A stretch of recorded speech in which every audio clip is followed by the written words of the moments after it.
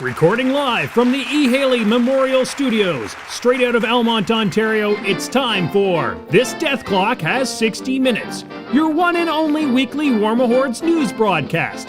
It's 8 p.m. Wednesday night, the beers are cold, the news is fresh, and the death clock starts now.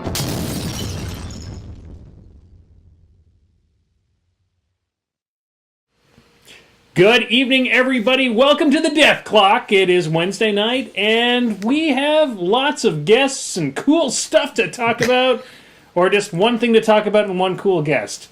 This is the 22nd cast, I want to say, which means we've now done 24 casts total, which means that if you binge listen to everything that we've done since we started doing the Death Clock, you could literally listen to us for an entire day. Oh, that would be a bad day. I dare somebody to do that.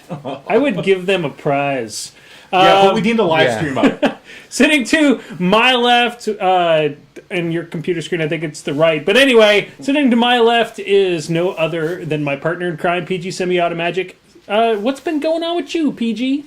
Well, I'm in a busy time at work, but I still had enough time to update all the video front ends for everybody. So if you're watching on the stream or you're watching the YouTube video, you should be seeing all kinds of neat new things. If you're not, then it's pretty much the same as normal. Well, and probably half of them won't work. So. Yeah, so we'll be inserting them afterward anyway. I'm in charge of switching over. Yeah, so you're going to maelstrom that right the fuck up. Speaking of maelstrom, sitting over there watching the stream and taking care of you, keeping you interested, and overriding George when all he wants to play is pirate metal in the background of our cast. Is Maelstrom. What's going on, Maelstrom? Not too much, Miffed. This is an exciting podcast. I finally give over a proper handoff to him when I get that. Yeah. So our guest tonight, I want to introduce Tom. Tom is from another podcast that we listen to called... You actually listen to that shit? I do. It's fantastic. We have a lot of free time. It's called Hobby Night in Canada. I recommend you check it out. It doesn't matter if you're Canadian or not. You just have to love the hobby side of the thing we do called miniature wargaming. You guys talk about more than just Warmachine on your cast, though, don't you, Tom? Yeah, well, the problem is that there's 5 of us, and almost none of us play the actual games together anymore. We used to all play 40K and Fantasy back in the day, and then when those games sucked, we just kind of all splintered off. So we really focus more on hobby tips, reviewing products, and being drunk more than anything else. That's kind of what That's we right had. up our alley. Yeah. Sounds like we're going to get along just fine. Mm-hmm. So, Tom, tell us a bit about your background in Warmachine and what faction you're playing right now. Well, I got into Warmachine when it first came out, and I played Crix, and that was really boring. So then I got into Trolls when Hordes came out, and I found that really boring, and then found Mercs, and just kind of found this faction that appealed to every little tiny bit of me, because they've got pirates and undead and dwarves all in the same army. And it also really helps with hobby ADD. So when you're looking at wanting to paint an entire army, being able to paint all the different units separately actually allows me to finish the army ever. Yeah. Mm-hmm. I took up Cephalix last year, and I think the best part about taking up Cephalix was I literally could have the entire army painted after a journeyman, like after, a month or two of going hard at it. And it's always pretty awesome to have a fully painted army and know that you can do your 2 or 3 lists. Except you had to paint 8,000 drudges. Oh, God. So many drudges. I learned how to dip and flick. And not a lot of people would take pride in that, but I was That is a great technique, by the way. By drudge 30, I was like, screw this. I am learning how to dip and flick. So we got some news now that we know who Tom is, and Tom's going to join us for our news segment tonight. I think the biggest thing that we have to talk about is the Primecast keynote that hit the web, I think Monday, I want to say, maybe Sunday night. And, oh my God. Well, this was pretty much their replacement for the keynote that used to happen at TempleCon when TempleCon was now. And because TempleCon's moved to the summer, they really had no place to sort of fill this void at the beginning of the year where everything is sort of on its downtick. Like, we haven't really gotten into convention season, even though there's a couple of them just starting up. We haven't gotten into any of the big narrative leagues, any of that stuff. So they needed something to, feed the beast, as it was. Yeah. And we got, instead of the keynote happening at TempleCon. They just, they started a podcast last year, so might as well just use that. I kind of don't mind that at all. I mean, as a guy who doesn't get to... We were going to go to TempleCon this year. We may still go to the later TempleCon this year. But as a guy who doesn't get to go to TempleCon, it was pretty sweet to have that little nugget, all this golden nugget of information produced nicely and given it to us in an amazing package. The one thing that I did miss was that sense of occasion that it had. It's always nice when you release something like this at a convention where there's a nice big screen and you have all the PP guys lined up in front of it, and they're occasionally letting small things slip ahead of time. Well, and that we didn't get to see pictures. We just got to usually there's something going on in the background of them showing. We didn't get to see any sort of hints of what the actual models are. They just had them sitting in front of them and like it's actually kind of cruel. Yeah, they're like, oh, this model is amazing. Oh my god, she's got 18. How did you even fit that many axes on there? Yeah. It really reminded me of how bad podcasting is for a hobby format. Talking about the models that they're looking at and what they're doing, and I'm just thinking to myself, holy shit, this is exactly what everyone thinks when they're listening to our podcast. Yeah. We got to get you set up with a camera. You can point it at the middle of the table, so you don't actually have to see anybody, but you can push things in the middle of the table and show them off. Well, we just kind of hit the microphone with the models. Transfer the data. Yeah, do that sonar thing, right? If you're a bat, this podcast looks amazing. So here's the kind of hints. Here's the kind of hints we got this week. We know that there's a new Menoth-Incinerator-inspired Warcaster, described as the Butcher of Protectorate. And if you were listening to Primecast, it sounds like, I want to say her, I think it was a her feat, is basically to make everything go on fire.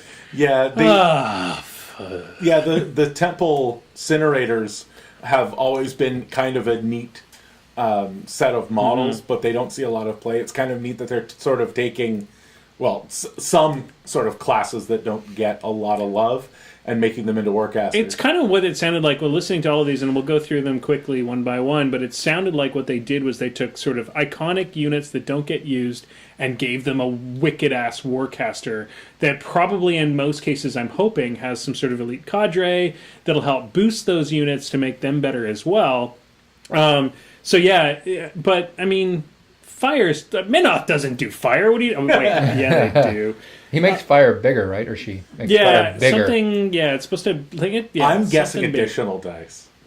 Additional dice or larger range. No, you're not okay with that. You're not okay with 4 dice. Oh god. So the Trollkins are getting a new Trollkin Rune Shaper Warlock. Because the Rune Shaper is really they never see play. But it's supposed to play. It's supposed to be the opposite of what's his name. We just got their new Doomy. Doomy. He's supposed to play. He's supposed to be like the opposition of Doomy type of thing. He wants to go back to the new. Or he wants to try to be progressive as opposed to go back to the old ways type of deal. And we're going to see a much more rune base. So it's probably going to be some sort of multi-tiered feat, I'm guessing.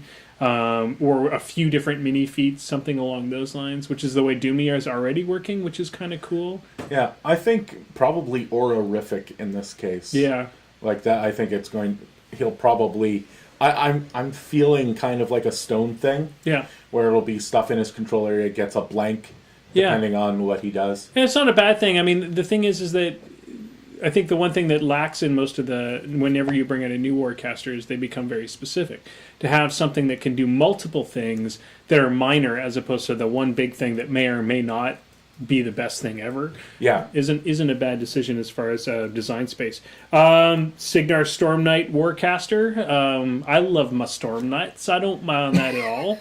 And apparently Nemo's been dipping into his Convergence archive because she has the multi-weapon. Yeah, she's got the same thing and the same type of armor that Haley has. Though. Yeah. Cool. Cricks are getting a new Bane Warcaster. Yeah, the Lady Death Warcaster. Lady Death. So, I think this is the one that's contrary to your theory, because you're talking about units that are never used getting casters. Yeah, Banes. Everybody uses the Banes. No, They're so good that at LVO, apparently, they used even more Banes than they should have. Well, I think the reality is they were like, we got to give the Cricks people something new. What are they actually going to use? Well, it better be a Bane, because otherwise they're just not going to use it. They're not going to use it. That's always been Crix's problem. I have 7 S tier casters. Why would I bother using anything else? You know? Circle is getting a feral black-clad theme warlock that has some connection to the old man in the tree guy there. Dang it, I can't. I wish I had my notes and not the ones the quick notes that were put out there, because I did more detailed notes on our Facebook page. But that one sounds cool. It sounds like they were trying to hint that her weapon is actually going to be good. Yeah, and the fact that she's actually going to look like a black-clad, that's one of the things. I think technically, like, most of the Circle Warcasters are black-clad. But none of them look like it. But none of them look like it, because, there's only so much you can do with Druid X. Yeah. And so, apparently, the idea is that it will actually be a druid-looking druid. Yeah, and she's supposed to sort of be the opposite of Kaya, that she's going to use beasts. Like, not nice, not a nice, happy, like, friendly, hey, let's go beat up an army, you and me, buddy. It's going to be more like, I kill this to kill them. yeah, exactly. So Very Scorn-like. or Cephalix-like, where you Yeah. kind of drains them to be better. Retribution is getting a House Shael Warcaster, who is, it sounds like she was originally more of a mechanic type of deal. She's Yes. the one that builds the stuff. So this is definitely going to be a Jack caster, I think. Oh, yeah. Well, and outside of a couple of notable exceptions, Rhett seems to love its infantry. Loves its infantry, but they have great Jacks. They do. And it would be neat to see. One of the things they said is that she's been consorting with the other house as well and has picked up some tricks from them. Right. So it will be interesting to see what we actually get. And I'm wondering if they go, because she was originally one of their technician type of dudes, I wish I could remember names of things. That would be really handy when you're doing That would make for good podcasting. Oh, it'd be amazing if I could remember names of stuff. Because she is one of their technicians, that may mean, and I'm just whiffing philosophical here, that she might be able to do some sort of focus manipulation a la Convergence, where she can pass some more focus around in different ways. Or Nemo 2, I want to say, where you can pull stuff off and put stuff back later on in your Yeah, I'd just like to throw in my order to PP for a Dirty Meg Warcaster. I think that would be awesome. Just a giant wrench. I'll second that. Yeah, I think she would, following on the heels of this Warcaster for Rhett, I think Dirty Meg would make an amazing Dirty Meg Warcaster. should have been a Warcaster long ago. I know. So Scorn is getting a Beastmaster Warlock. I don't think that's any surprise. They have great beasts. Yeah, they've got great beasts, and they've got a lot to run them. I would not be surprised to find that this Warlock does something interesting for the beasts that don't see a lot of play. Maybe the turtles, something like that. It would be neat to see, some of the less played beasts actually coming out. Yeah, for sure. Kador is getting an Iron Fang theme Warcaster. Sounds interesting. Also has his own Grey Lord and all that type of stuff. Like he's got his he is ruled by a Grey Lord. This sounds interesting as well. I want to say this is a new.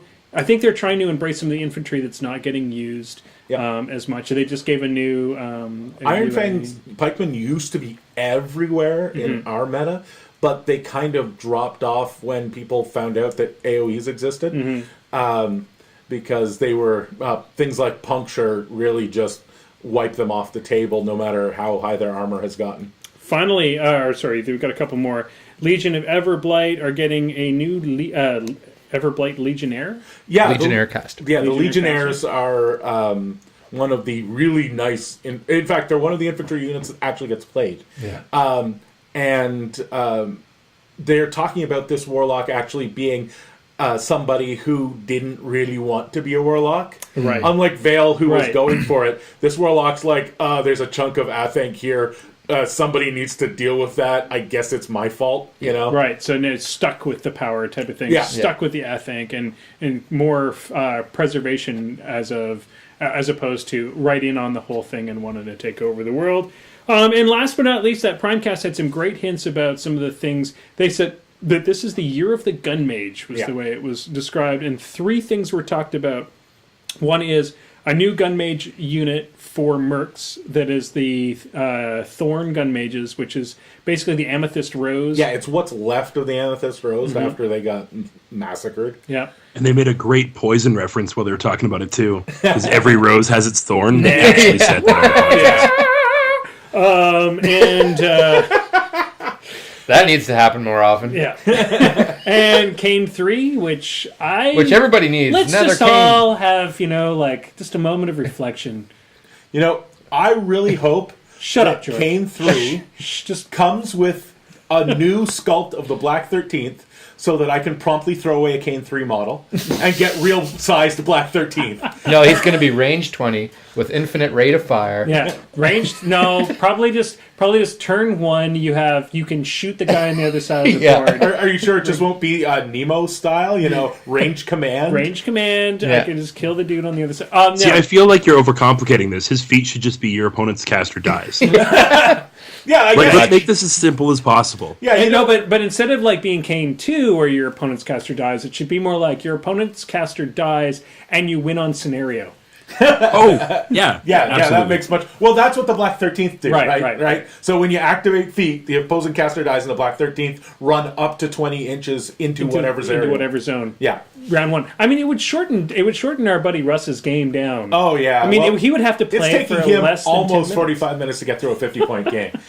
I'm sure we can drop that to less than 10. So, Tom, you're a Merc player. The rumor is that this might be a Kane for Mercs. What do you think about that?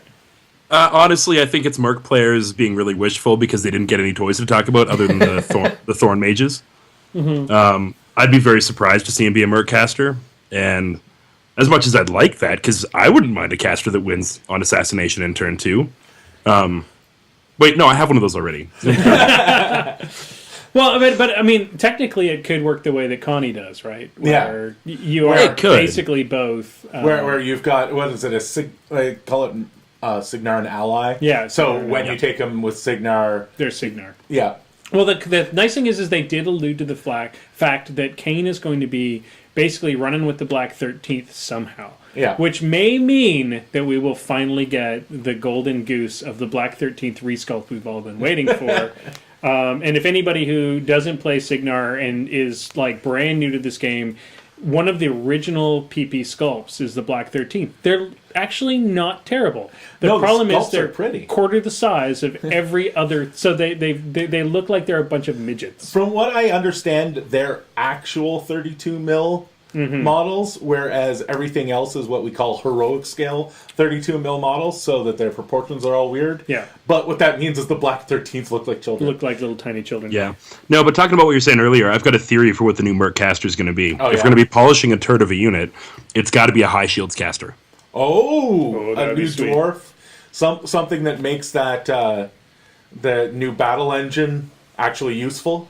No, the high shields, the actual infantry unit. Yeah. They're gonna give them plus 12 range and 3 attacks and make them cheaper, and they'll be worth taking. Sweet. It's either that or they'll just do that Steelhead Commander that they've alluded to forever. Okay, so last but not least, they announced a new Kane book and a new Striker book. So this is the year of Signar. They're pretty much just going to do more Signar. Some people would claim that it's always the year of every Signar. year is the year of Signar. Yeah, I'm always excited about a new Kane book. The last Kane, but The Way of Kane was an awesome book. It's one of my favorite books that PP's I have been very impressed with Skull Island Expeditions. Skull Island It's not Expeditions. often that you see a game company able to come out of the gate. It's the only other person to do it like that I know of has been GW that's actually been able to get out a decent amount of quality books to go with their game system. fiction that actually people enjoy reading. Yeah. Last but not least, we had finally got our hands on the 2016 beta part 2, and we can't really remember everything. That's what happens when we play at a pub. Yeah, it's probably a good thing because then we can't give everybody all the information. So anybody who doesn't understand what we're talking about is every year Steamroller is updated. One of the cool things is this year's a longer Steamroller arc, basically. Yeah, we're development seeing a cycle. lot more development on this one. And that means that regular players like me and PGs like Semi here are getting the Steamroller package early to try to test things. This week we got Part 2, which introduced new objectives. Yeah. Slight tweaks to every objective out there. And some of them are actually kind of huge. Yeah. We have objectives that are fighting back now against you and stuff like that. Which is awesome, because I think that was something that was needed. The objectives are great, but there were definitely a few objectives in last year's Steamroller packet. The idea of making objectives a model, basically, in your game that could do stuff is an awesome idea.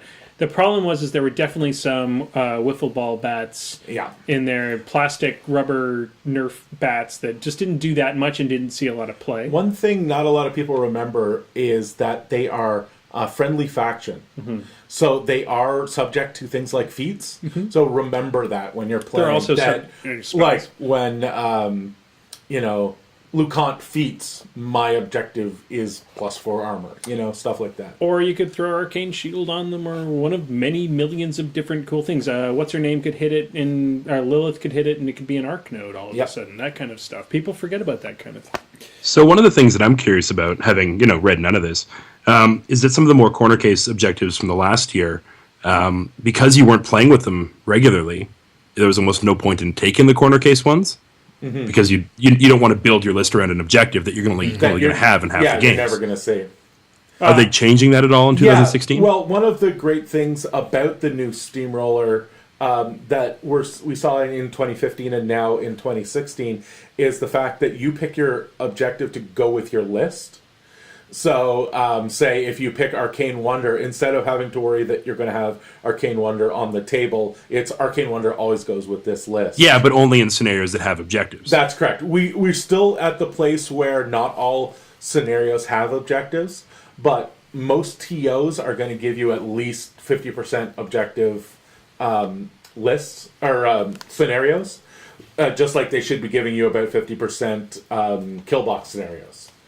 Okay, that works. Well, and I guess that has to do a lot with making sure that as a tournament organizer that you embrace that idea that people sometimes develop their list around an objective because it's so cool and they want to play with it, and then they never get a chance to if you do nothing but scenarios that don't. I can give you one little thing that I do remember from the packet. Some people might love this. Arcane Wonder, that 4-inch zone that used to just do the upkeep thing. It's now a null magic zone. Ooh, so love it. Models close to it. I think within that can't 4 be targeted inches. by spells. I can't remember. I don't think it can't be targeted. I think their range drops massively. Oh, okay. I think they're kind of like Storm. I think it's like Stormwall for Arcane. Spells. That's awesome. So get out. Anybody who's listening, get out to your local game night. Your PG.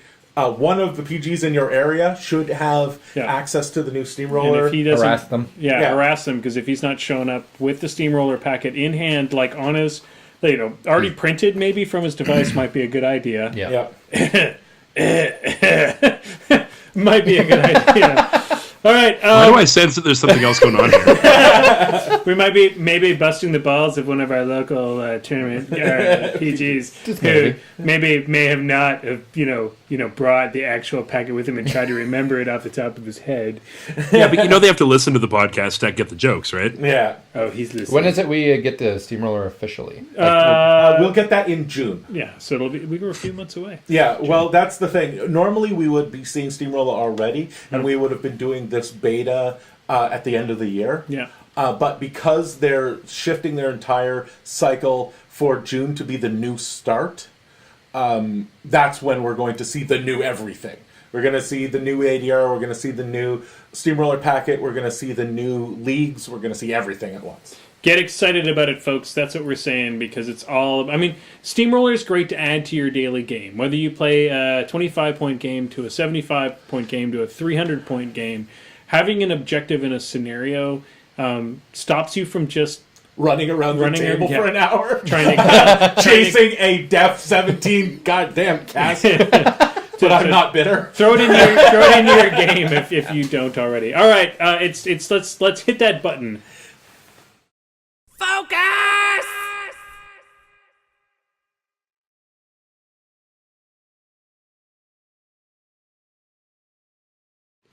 All right, guys, it's time for focus. We're going to draw it in. We're going to tune it down. We're going to look at one particular topic in War Machine, and because we've got Tom here and Tom's a hobby guy, what I thought we'd talk about was we'll start by talking about the official rules for what makes it a legal model.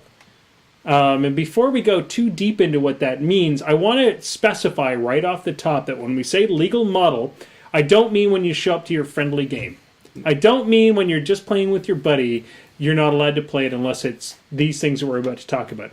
I'm talking about when you go to a tournament, and specifically a privateer press sort of backed tournament. Yeah, it has to be, for these rules to really matter. Now, I will argue there's a couple of these rules that you should follow no matter what, because, well, it makes everybody's life easier. Yeah. But most of these rules are only for privateer press sanctioned events, and realistically, they're only so that they can stream them.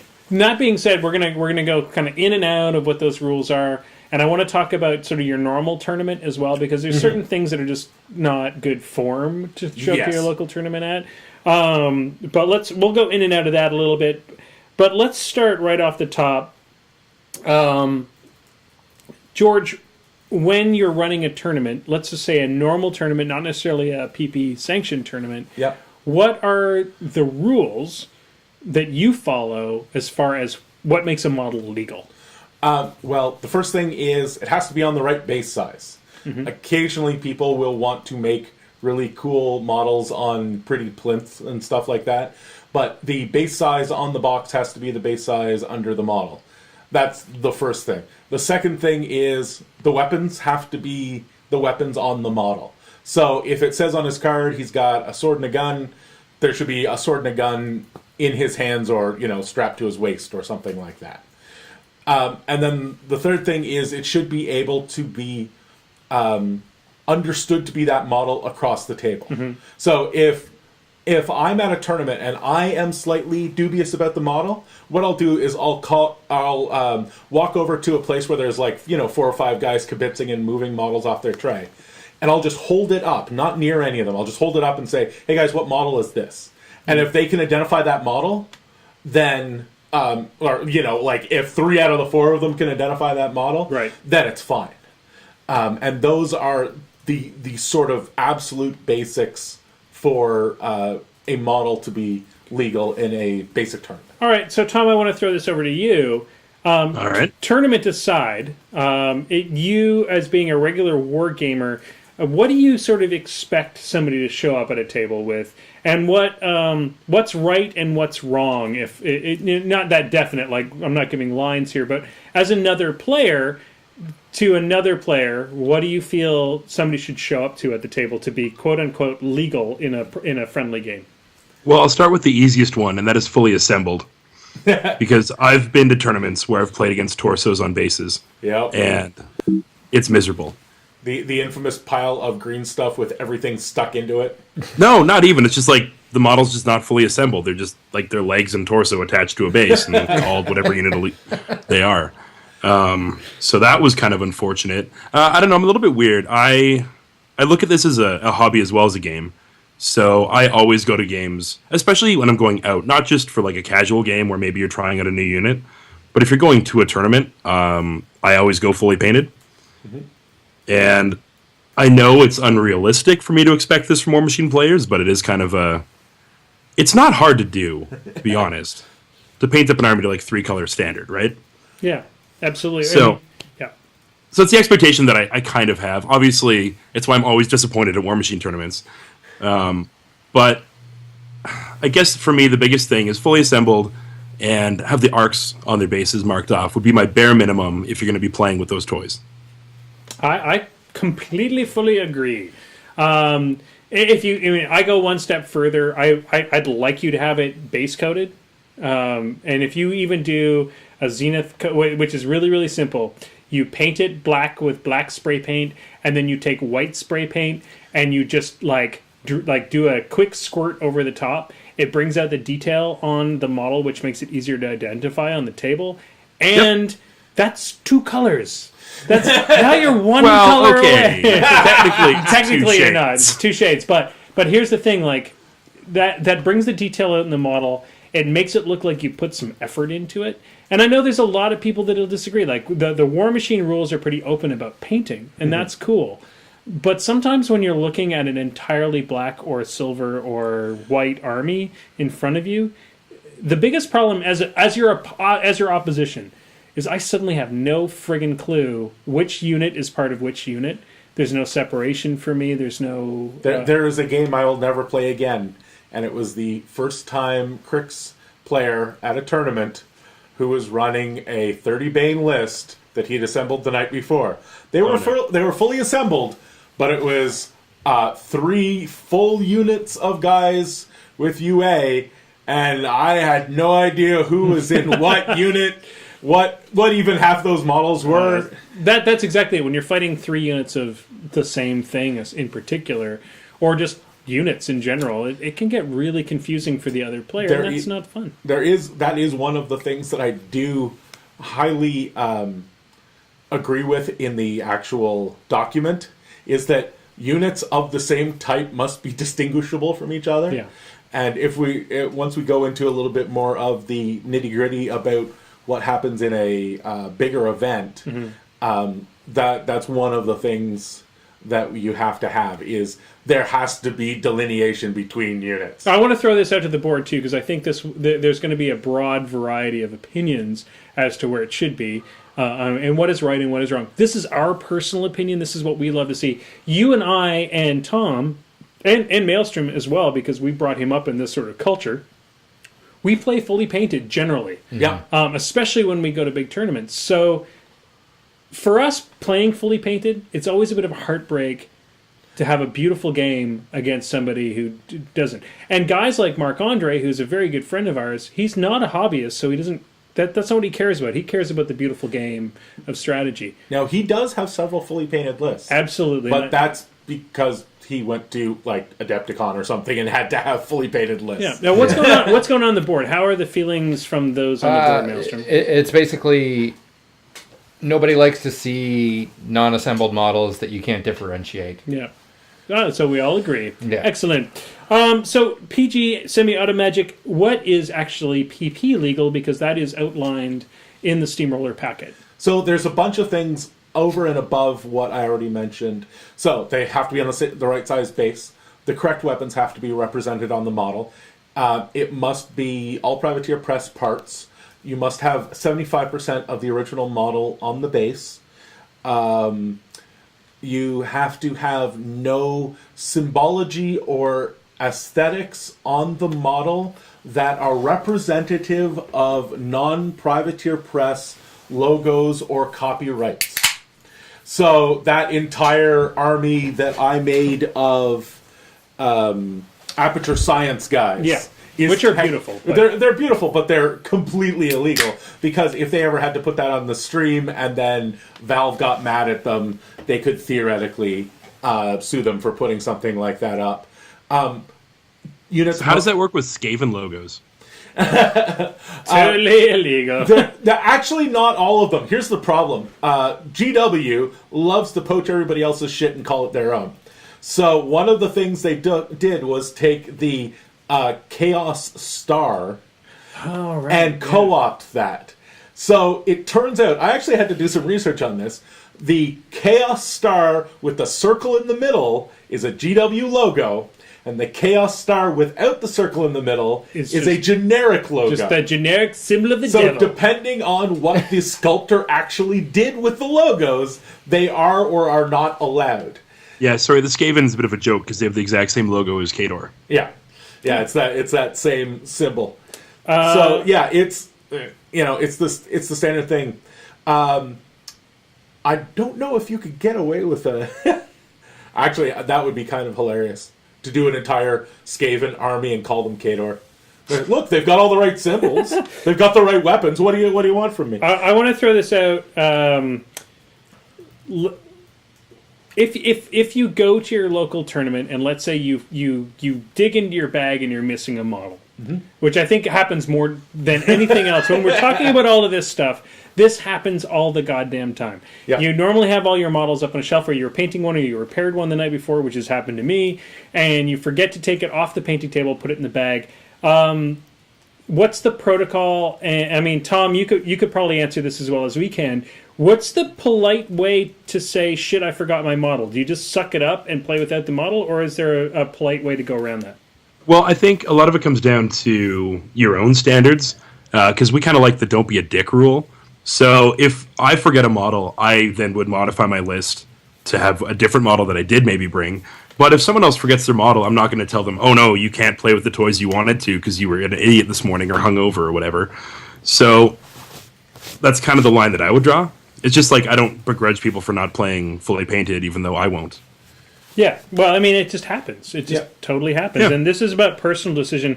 What are the rules from a PG tournament organizer standpoint? So we'll go with full con level rule here. Short answer is invalid list, DQ'd if he actually doesn't change his list. Okay. Now, that's harsh, and I have never met anybody who would actually do that. But that is letter of the law. Yeah. What actually happens is one of three things. The first thing that goes is the TO stands up at the front and says, does anybody have a blank that this guy can borrow? And 9 times out of 10, that's as far as it goes. Because most of us don't bring exactly our list. We bring our, Kador bag or our Signar bag. And we've got an extra gun mage or whatever we throw at the guy. And you get to feel the shame at the same time. Exactly. Why is that one model painted a different color? Because I forgot mine. Part 2, you run to the back of the local gaming store that you own at. You dig through all the blisters, you buy it, you try to glue it within 10 seconds. I will say that has happened to me. Round 1, it may be a base with a torso, but round 2, it's a full guy. But then that's you doing as much as you possibly can, which is why nobody's going to give you that hard a time about it. Exactly. Because you also gave somebody at the local gaming store, and we're all going to be like, good for you, dude. Exactly. And the third thing that does sometimes happen is if you're playing a weird faction, maybe you're the only convergence player there, you forgot a transverse enumerator, somebody's going to they're going to usually let you proxy a model, but almost always you want to proxy a model that looks similar. So we always try and make sure that it's using the correct weapon. Right. But in a regular event like that, those are pretty much the 3 ways you'll see. Okay, so next thing I want to talk about, we're going to have to start bolting through topics here because we have about 3 minutes to finish this up. Let's talk about base arcs. Tom, you brought this up before. Yep.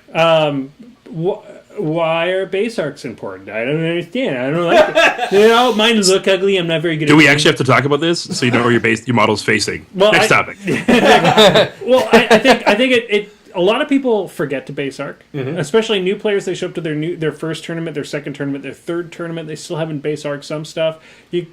It's super important, guys. Yeah. It's a huge deal. And in a tournament setting for sure. In your friendly game, but the most important thing is that it stops arguments before they start. And I don't care if there was some other magical way other than marking arcs to do the same thing. I wouldn't care which one you did. But as long as you have that thing there to stop the arguments before they even start. Did I move past that guy's weapon? Yeah. Well, look, there's an arc. I don't know. His shoulders are way over here. Yeah, there's just no better way. I kind of wish they'd just do what they did with Colossals. Yes, where and they just mold them onto the base. Mold it right into the base so that there was never an argument. I don't know why it hasn't already. Sorry, we got something from the boards. No, it's just me wondering if I could borrow somebody's base marker. Oh, anytime, sir. Somebody needs to mark some marks. Well, the good news is that now I have the new Privateer Press. Stop rubbing it in. Self-healing hobby man that has the base arc marker right on it. So you could borrow my Muson Minis ones, which are also quite nice. So there's a few different ways to get ways to do your base arcs. You can make your own base arc, which is basically just kind of need to measure it out, find the center of it, and mark it that way. Muson Minis puts out an amazing little set, as well as there's the Ninja Star that's put out. Broken Egg. Broken Egg puts out. But the even the Privateer Press gaming mat that just came out this month has a way to do your base arcs right on the mat itself. It's not that hard. There are templates online as well that you can just download and print on a standard 8.5 by 11 piece of paper that are just a circle with a cross through it, and you stick your model on the circle and just mark your arcs off of the cross. It's so easy and simple. Yeah, and one of the things that I did as well is I got that and then did up a couple bases with the lines on them, and then just put the base underneath the base I'm working on, and then you can just quickly do the lines to match. Nice. Tom, do you have any other tips or tricks to make base arcs look good? Just a single white line. If you want to do it a little more complex, do like a gray line that's a little bit thicker and then a single white line. But anything that does... So here's my pet peeve with base markings. Anything that takes your eye away from the model itself is a bad thing. Because, well, I guess unless your paint jobs are shit, but... But the number of times that I've seen great-looking models with, like, red and gold on their bases, so all you see when you look at the model is the rim of the base and not the detail on the basing material or the actual paint job on the model, is always a bad idea. Yeah, I would say that my biggest tip as a painter is learn how to do fast strokes, fast, even strokes, as opposed... the worst jitter crap, ugly-looking line, if you want to get a nice, thin, white line, is you actually want to do it relatively quickly. Worst comes to worse, throw some black paint over the shit job you just did and do it a second time. If you went off on an angle or whatever, but it's one of those secrets of good painters is the faster you are with your brushwork, the less mistakes, the less jitter and shake you get in it, the less wobbly, thick line. If you do that line nice, quick, and fast, you'll find that it looks better 9 times out of 10. And you said the other trick of a good painter is that if you screw up, you can paint over it. Yeah. And the last Especially thing for at base, all it's of not like us you're gonna lose who can't paint worth a crap, Sharpie, silver, ultrafine will mark a lot of bases real quick. And, it's not the greatest, but it'll get you arc marks. Okay, I'm going to run through these quick things before we move on to the next topic. We already talked about the amount of colors that need to be on a model to claim it fully painted. The one thing I will let you know is that the PP has slightly different color rules than people like GW. Yeah. They don't have the 3-color minimum. What they say is that each type of thing must be differentiated. Yeah. So leather is different than flesh, which is different than metal. Yeah, so basically you can get away with metal, flesh, leather, and usually a highlight color. Yeah, so it's not that difficult to be. It's more 4 or 5. It's not that. Mainly, if you dry brush your chainmail at the same time as you do your metal axe, and then paint it brown, the axe handle brown. It's weirdly actually can sometimes be less colors. A feral geist is 9 times out of 10 one color, dry brushed on the table. Like, it doesn't actually need all 3 colors. But most models, you're going to end up with 3 or 4. So last but not least, this is the very last thing, that it does have to be based.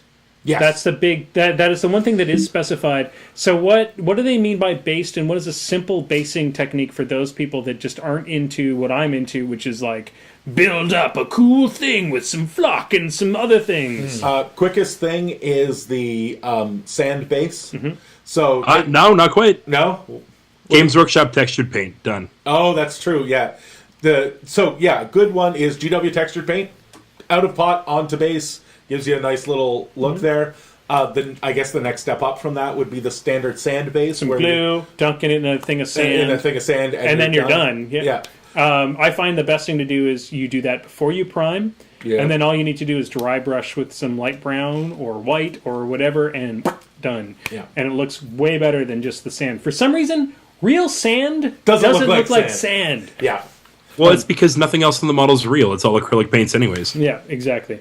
The only thing is, don't forget to glue seal the sand in if you're going to be dry brushing it. Yeah, very true. Or, do your seal on. All right, so we're going to go into our roundtable discussion. We're going to put about 10, 15 minutes into this, boys. We're going to talk about the dat hobby. It's not something that we talk about on the show a lot because we focus so much on rules and learning how to play this game properly and cleanly.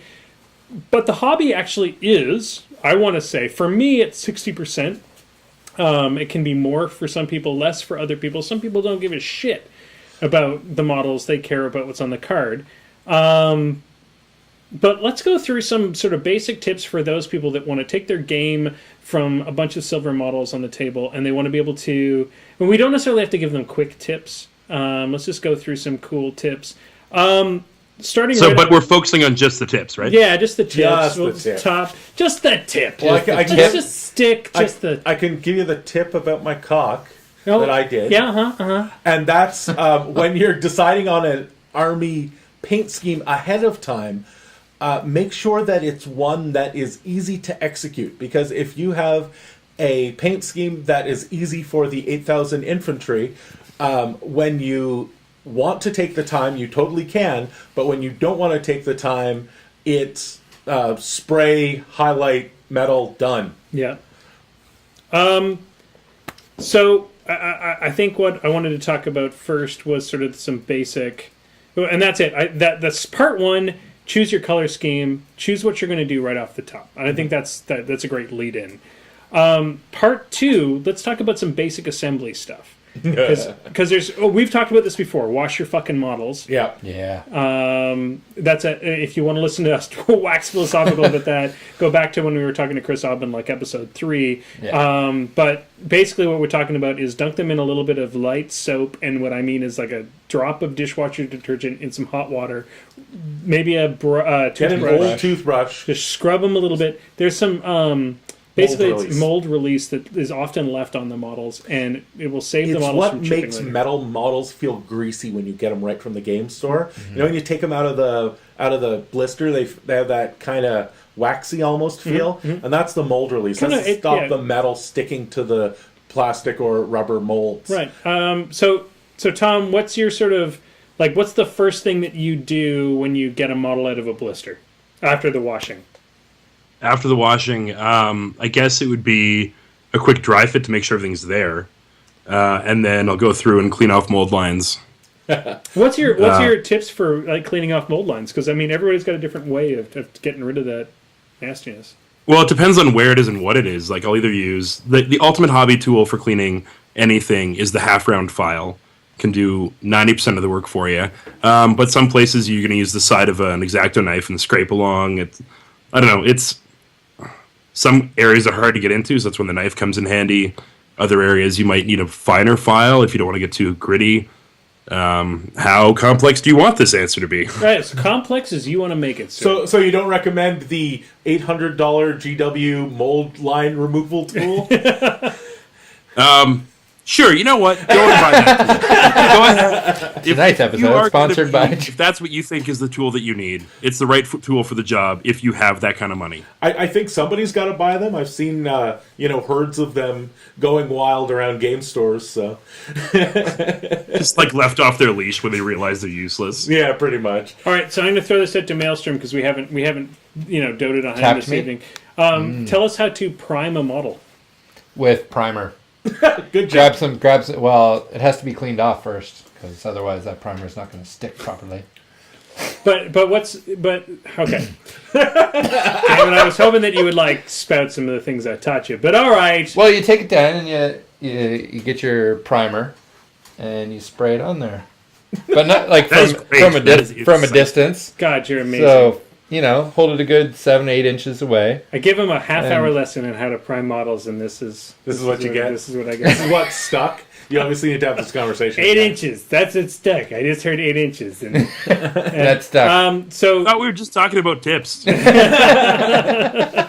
it's all we've got. We're Canadian. It's cold up here.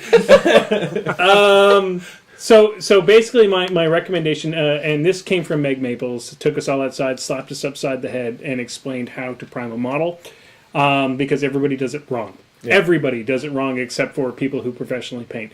The problem with models is the detail in the model can get lost if you over prime.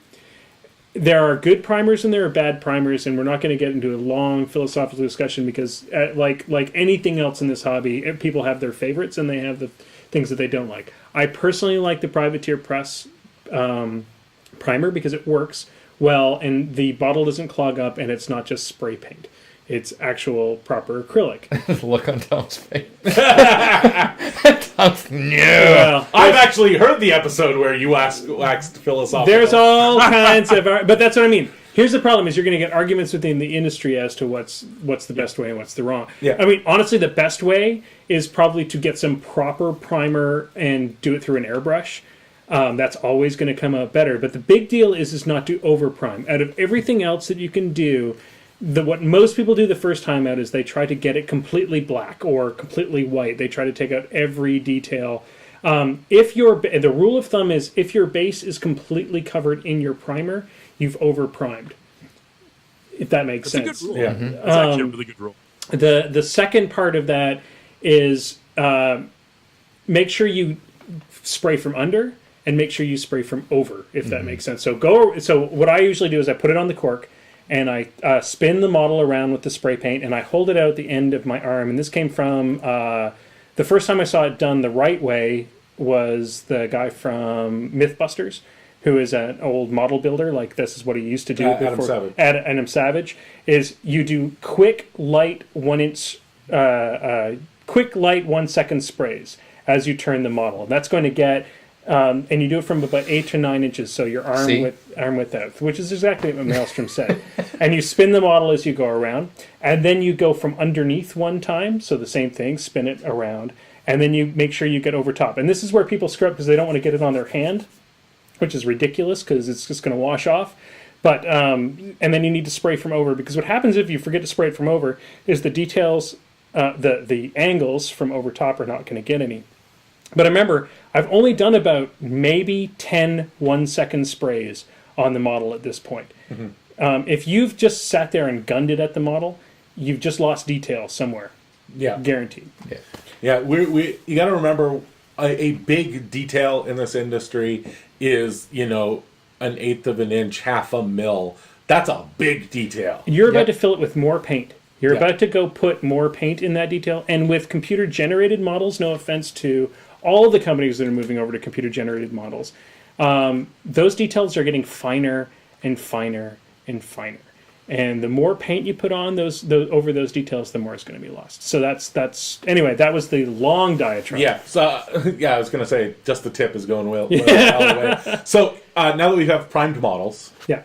And you use a black and a white. I use right? a white. I do a quick spray from over top, exactly like we talked about earlier. Just that gives me a lighting focal point and also brings out the detail in the model. I care more about bringing the detail out because often that's the point where I start noticing shit that I wouldn't have noticed. that you're going to have to paint. Exactly, because if you look at an all black model and you start dry brushing, it's like, oh, that wasn't what I thought it was at all. You don't notice until it's you've already put 2 layers of paint on. But anyway. So Tom, do you use standard black and white, or do you use a gray primer or something else? I'm kind of a traditionalist. I like my black primer more than anything else.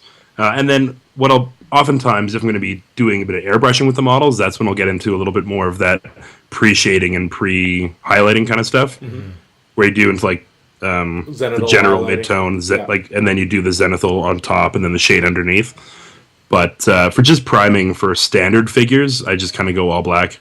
What's your? I already mentioned the one that I use, but that's because of what I was taught to use. What's your go-to primer, spray-on primer right now? Well, depending on the year, it's Games Workshop Citadel Black Primer, but it changes to a shitty formula once every 3 years and then comes back to the good one. So when that goes south, I found the best one was Mr. Hobby. Interesting. All right, Mr. Hobby, we don't have in this area. We have not seen that one. Yeah. So there you heard it. Much better advice than mine. I just do what I was told. Okay, the only beef I have with the P3 stuff is I found it rubbed off ridiculously easily. It does. It very much does, but I think that's because it is a powdered acrylic basically in there, which totally makes sense that it would rub But then off. why are you using it as a primer if it rubs off? Yeah, well, because it Because he takes was the taught paint to. really well. I was taught to. For 2-brush blending, it's what works. So let's talk about pinning quickly because we didn't really get onto that. Yes. So, as part of assembly, can I just say, if the connection point is less than an inch across, pin your goddamn model. Oh God. Yep. You will swear, you will yell, you will scream, you will throw things around, and then 4 years later, when you take that model out of your bag, you will be so happy that you pinned it. What size of pin are you using right now, Maelstrom? Are you doing much pinning at all? Not a whole lot right now. I have a very thin pin and a very thick one. Right. But this one's about the size of your magnet, and one's Yeah. like one that's relative. You can go to any airplane or train hobby store and buy what's called a pin vise. Yeah. And most of the time, those pin vices will come with A basic set. with a basic The set bits. of drill bits. Yeah, do it. I will because- throw in a quick thing for the Army Painter bit and pin set. Bit and pin sets are really nice because you get the correct sized bit to go with the pin that you have. Yeah. In emergencies, I've done paper clips, I've done lengths of copper wire, I've used all kinds of things under the sun. But it is so nice to be able to open the little package, take out the small chunk of brass rod, take out the same sized bit so you know it will go in the correct hole, and do that. Obviously not a necessity, and once you start pinning, all your models, you will very quickly learn what to do. But when you're just starting off, it's a really good idea to get a kit like that. I want to throw this out to the floor because we're on pinning. What kind of glue is everybody using right now? Because we've all tried about 800 different types of glue. Tom, what glue are you using at the moment? I use the Mercury Adhesives medium viscosity cyanoacrylate. It's basically the exact same stuff that Citadel used to sell and that Gale Force 9 sells, but in a bottle that's about half the price. Oh, sweet. George, what are you using right now? I'm using a mixture of things, depending on the actual model. Sometimes some of them I'm using the standard sort of LePage gel glue. It's hideously expensive, but occasionally I need glue that sticks to where I put it on the model. Pro tip for the LePage stuff. Once you're done squeezing, because it comes in that big plastic thing that seems to run out really quick. Once you're done with that, take apart the plastic thing. It's actually just a normal little tiny toothpaste tube on the inside. Yeah, and you can get about 30 more squeezes out of that bad boy. Absolutely. If you take apart the plastic thing. For sort of more everyday, it actually fits models, I'm either using the Gorilla brand, which I've just seen recently, and the what's the old other stuff? I think it's called Hot Shot, and it's been really good. But the only place I've been able to get that is Kingston, and I haven't been down to Kingston in a while, so I haven't picked it up. Maelstrom, what are you using right now? I'm using the LePage gel stuff. Yeah. The only problem I have with it, I don't know if this is a thing with most glues, but when you're trying to hold a tiny little metal arm on a tiny little metal shoulder, holding it still for 5 minutes. That's where Accelerator is your friend. Yeah. Okay. You can pick up Accelerator is an awesome thing. What Tom, you use Accelerator quite often. What Accelerator are you getting and where do you get it? It's the same Mercury Adhesives, and I've found that's a company, at least in Alberta anyways, that you can get at any major hobby store. Okay. I just started using the Gorilla Glue. It's got the same problem that a lot of the non-hobby versions of these things, that you really do need to hold it for a long time. And it's the cure on the Gorilla Glue is ridiculously long. Like, I'm not going to lie to you, it's like a good 3-hour cure before it's done. Whereas I have some of the stuff for doing airplane model repairs, it'll cure in like 10 seconds. It takes a good 3 hours, but it has a rubbery base to it that I haven't seen in a lot of the other glues, that once it's on there, it actually will, like, even if the model tears a little bit, it'll still hold on to whatever it is. Until it cures.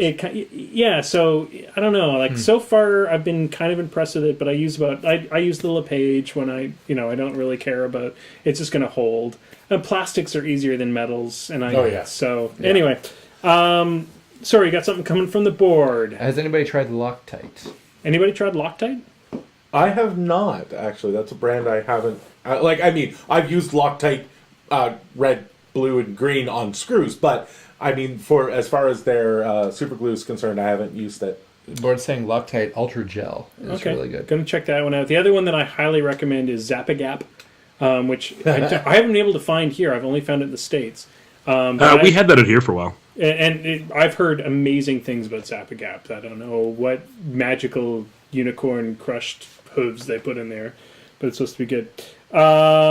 So, last thing I want to throw at you guys, then we'll get to the lightning round. You've been painting for a while. You're on unit number 85. How do you stay motivated to keep on painting? We'll start with Tom. Honestly, public shaming works really well. We all keep each other really motivated, unless you're Ward, and then nothing ever gets done. But holding yourself accountable to something other than just yourself. So if you only play fully painted in tournaments, then going to a tournament's going to motivate you to paint the last unit. As soon as you let that rule slide, then you're fucked. Yeah, totally. Yeah. Well, also, it's just Maybe starting a podcast about doing a hobby all the time. That would Yeah. Again, it doesn't work for Ward, but But for the rest of us, I know I've painted more models. And George, you gave your tip earlier, which was come up with a simple scheme, and then it's a lot easier. Yeah, one of the interesting things that's come out recently are sprayable base coats. Army Painter was the one that I noticed first that had this, but basically these are not primers. I want to make that clear. These are single colors that you're going to lay down over the entire model to give the model color. So for some armies, like say Signar, where you're going to do all blue armor, if you use something like that Army Painter, you say, I'm going to do blue and I'm going to use the Army Painter blue spray. What you'll do is you'll just prime them like you would normally, spray them that blue. Army Painter has a blue regular liquid paint that matches it, so you can do touch-ups and stuff like that. But choosing a simple scheme that you can then just spray on to get started gets you halfway there, and it feels like you just need to touch up models as opposed to, oh god, I have to base coat all these guys. Well, and the thing is, we haven't talked about scheme, and we could go into, like, I think we should just do a cast on scheme one time. But planning out your scheme from the beginning also adds a cohesive quality to your armor, to your entire army. So if you say every unit in my army is going to have it's going to have two colors on them, which is what I do. I choose two colors that'll work together. We go huge into color, color concepts and color and matching colors. But that's for a 3-hour lesson that I will charge you for someday. But choose two colors and then put them cohesively throughout your entire army. Like yours is orange and white and black and silver. Those 4 colors, but the main ones that you see are the orange and white. That gives your army cohesion, and you never have that problem where the one model just kind of sticks out it looks weird compared to everything else. Tom, when you're looking at a new army, what do you do as far as your color choices? And what is your sort of like? Where's your starting ground? Well, I guess it kind of starts with what's something I either am. If I want to get the project done quickly, it's what colors do I know I can paint well, or I've got a formula down and I can do it quickly, and that's a really good starting point if you're wanting to just churn something out. And then the other one is if there's something that you haven't really done in a long time. So I'm just starting my Cephalix army right now, and I'm trying to play with doing a flesh tone that I've never really done before. So finding exactly what colors go into that, and then complementing it out from like that one initial idea. And then again, you can use your color wheel and find complementing colors and these kinds of things, but and work your way up from there. So it's either what I know I can do really well or what I'm excited to do. I feel the same way about basing too, by the way. Choose a cohesive base. Like for my Cephalix army, I did those tile floors. That shit won me competitions. The models were okay, but the bases were just so striking that it... man, I could do an entire episode ranting just about bases. Yeah. I think we did, actually. Check out Tom's podcast, Hobby Night in Canada, and you could listen to people so much rap. plugging. That's what she said. Last but not least, let's go around. Just the tips, guys. Just the tips. Not all the way in. So let's go around. Everybody's favorite place. Some website resources that you go to just to get either inspiration, tips, or tricks. Maelstrom, what's the sort of your go-to website? Really good place is colorlovers.com. Colorlovers.com. Yeah, they have some really good schemes there. Just type in. Not cubberlovers.com. No. Totally different. No, color. Color lovers. Yeah, Safe search color. on, boys. Oh, God. Yeah, there could be some interesting. Safe search on. No, seriously, it's a good site. Okay, I'm going to check that one out. I don't know that one. Peachy? I tend to troll the painting forums of various places. That I will see a strange and wonderful paint scheme, the PP boards, Cool Mini or Not, Daka occasionally. Just weird places that. And I like to look at models that aren't Warmachine myself, because they will be doing schemes that you wouldn't think of in Warmachine because everybody has seen the standard, company scheme. Yep. So that's the type of places I tend to frequent. Tom? I guess for me, a lot of it's Facebook, because there's several different painters pages that I'm part of. So there's the miniature painting tips and tricks. Because, we're talking about tips anyways. Yeah. They have a ton of good stuff on there. There at one point was heavier metal, but then that got shut down. So I now think it's another something or else. And then oddly enough, I play a lot of Malifaux as well. And A Weird Place, which is the name of the Malifaux group on Facebook, has a lot of phenomenal painters, all doing really cool stuff.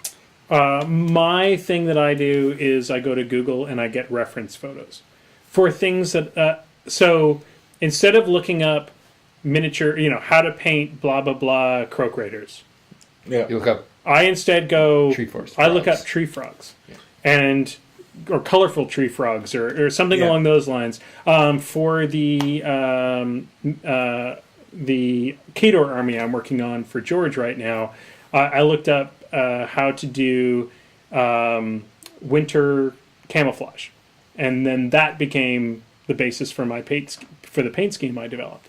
And I find that forces me to go in different directions that aren't necessarily copying another painter. And then what I do when I get the inspiration is I go look at what other painters did within those primary colors, and that often gives me the sort of recipe to get it, if that makes sense. So It sounds like a I lot want of to work. do blue frogs. That looks so awesome. And then I look up, blue frog paint schemes, and oh shit, there's somebody who already did it. But it makes me think in different directions, which is good, and I feel like I did something original. Okay, ladies and gentlemen, it's time for the lightning round. As soon as that's done, So I'm guessing the soundboard gave us something cool. it's time for the lightning round. 10 of the most difficult questions in all of War Machine and Hordes. And they're here on this piece of paper, ladies and gentlemen. All right, since Tom's never... Stop trying to look through the piece of paper. I was just wondering, there's stuff on the back. If you see my chicken scratching, you'll never be able to reach it. Since this is Tom's first time doing the lightning round, Tom, in order to buzz in, you just have to make the buzzing sound, which is eh. And the person who buzzes first gets to answer, and sometimes I'll let other people answer if you got it wrong, but very rarely. So just try to buzz in first. You have the best chance. Okay. Question number 1. What is the penalty for a ranged attack into a target in melee? Oh, that was... I'm going to have to give it to George. So that's -4. It's -4 to your attack. So Yes. Yeah, so not -4 to... They have +4 to -4 their, to their your plus their rat. defense. Yes. Yeah. So, question number 2. What is the range from a war beast in which you can spawn a whelp? Handing it over to Tom. I'm going to say 2 inches. It is 2 inches. So a war beast that can spawn a whelp can do it within 2 inches. All right, question number 3. What is the range of a Storm Strider's lightning cannon? George. Storm Strider. I'm going to say 10 inches. It's 15 inches, sir. Wow. Way off! I take away 5 points from you. Oh. Question number 4. What is Gorshade, Lord of Ruin, call his melee weapon? What is the name he has given to his melee weapon? The one that he I know uses what I on the call card. it. God Okay, damn let's not let this get weird. it's getting weird in here. Anybody? Anybody? The I'm gonna kielbasa. I'm going to call it Francine. It's not Francine. It's not Kelbasa. It's Voas. No, I always thought that he fought with Ukrainian sausage. it is Voas. So that axe? Voas. No, Voas. Yo, what? Voass. All right. Yo, what? Question number 5. What is Narn, Mage Hunter of Ios's speed? Not fast enough? I'm gonna have the You thing. guys okay over there? Okay, Maelstrom, you get to answer. What was that? 7. It is 7. That was Of course it's 7. it's 7. Goddamn Iosians. Okay, question number 6. Who will Bosun Grogspear work for? Eh. Tom. Well, he'll work for the Italian Charter. Mm-hmm. He will work for Signar. He'll work for everyone. Not quite. Oh. It's Sorry, I always think about it in the context of he always works for me because I play mercenaries. that's true. So he works for Krix, Signar, Kador, and Protectorate. Okay. Yeah, that's pretty much everybody. That's not everybody. We're going to give you a point. Convergence. Right, well, nobody works for Convergence. So that's easy then. Question number 7. What is the name of the warp-borne unit attachment? The warp-borne? The warp-borne unit attachment. Who? Are those wolves guys? Yeah, those are wolves. those are the stalkers that come in the 2-player battle box. The warp wolf, warp-borne stalker. I'm going to say the warp-borne stalker champion. No, it's Alpha. Alpha. Of course, wolf. Oh, 'cause Question dogs. number 8. How much volume does a small-based model occupy? Ooh. How much volume? Oh. The official ruling on volume.